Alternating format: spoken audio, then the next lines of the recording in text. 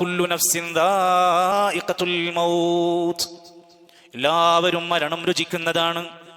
സുമ്മ ഇലൈനാ തുർജഊൻ, പിന്നീട് എല്ലാവരും നമ്മിലേക്ക് മടക്കപ്പെടുന്നതാണ്. ഇതിൽ ഞാനും നിങ്ങളൊക്കെ പെട്ടു. എല്ലാവരും മരണം രുചിക്കും, അവസാനം എല്ലാവരും നമ്മിലേക്ക് മടക്കപ്പെടുന്നതാണ്.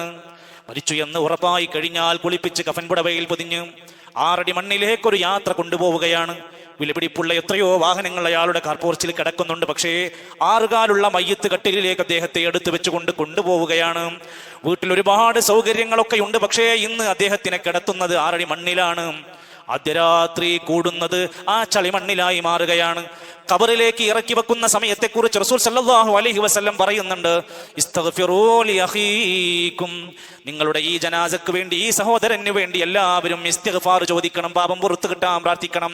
വസലൂ ലഹു തസ്ബീത്, അദ്ദേഹത്തിന്റെ ചോദ്യങ്ങൾക്ക്, ഖബറിനകത്തുണ്ടാകുന്ന ചോദ്യങ്ങൾക്കൊക്കെ ഉത്തരം കിട്ടാൻ വേണ്ടി നിങ്ങൾ തസ്ബീത്ത് ചോദിച്ച് പ്രാർത്ഥിക്കണം. ഫഇന്നഹുൽ ആന യുസ്അൽ, ഇപ്പോൾ ഖബറിൽ ആ മനുഷ്യൻ ചോദ്യം ചെയ്യപ്പെട്ടുകൊണ്ടിരിക്കുകയാണ്.